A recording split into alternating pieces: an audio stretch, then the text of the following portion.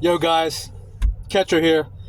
If you've been following my tuber, you can kind of figure out that I think there's an ownership battle going on. It's just multiple things that's happened in the last year to which I think there's a power struggle going on. And there's one big thing that I'm going to answer at the end of this. The biggest thing that's been bugging me for months and months and months is that how can Mike give up on his dream? And that's going to be the last thing I answer.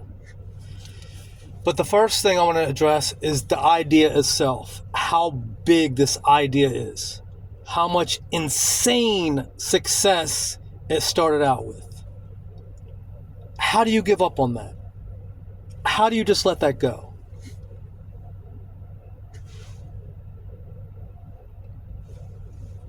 I don't see how you can.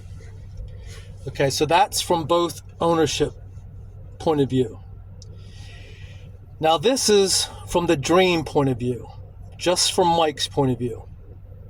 I'm not sure who out there has ever owned a business, who's ever had a dream, who's ever grasped onto that dream and has lived their dream. Well, I did. Through very hard work, I bought my own franchise business when I was 25 years old. 25 years old. I was smart, but I was also dumb.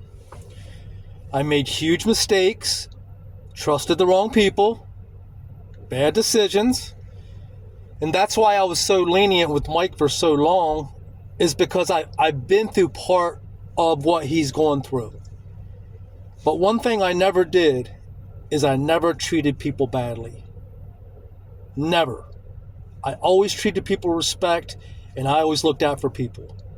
And that's why his one biggest mistake, he thought he got bigger than everybody, and he said F you to everybody.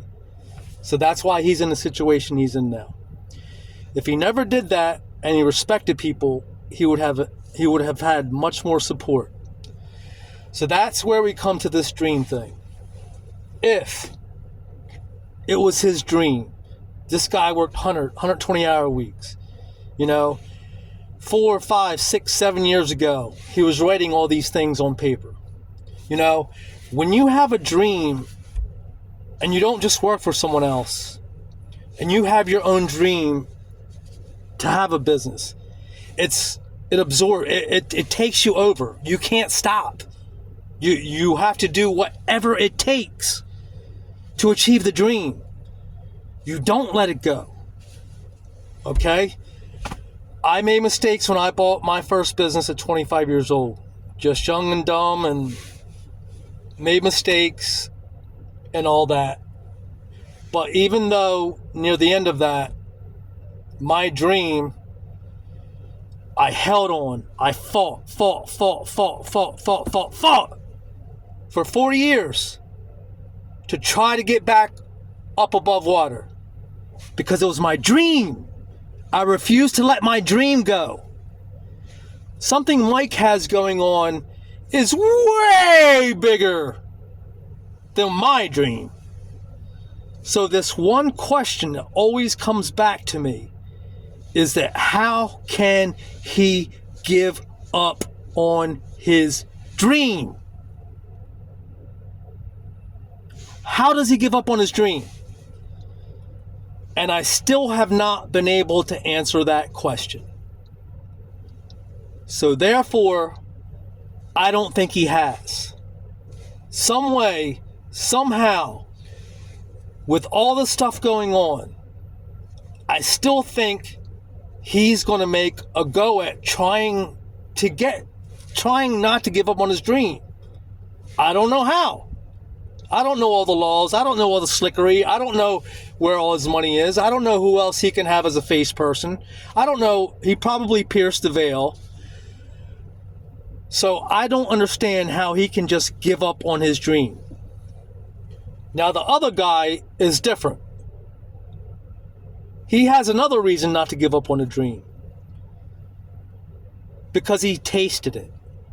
He felt he was in the success of it. So he knows the potential there. So therefore, that's why I think the owners are battling. And we've all had all these 1,000 other people go buy MetaZoo. But I'm telling you, I think there's a battle between ownership. And I could be very wrong.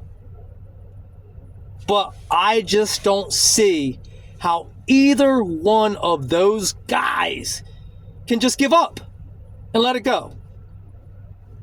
I still have not been able to answer that question. How can you just give up on this? And I still have not been able to answer that question. So therefore, I don't think either one have given up. Peace.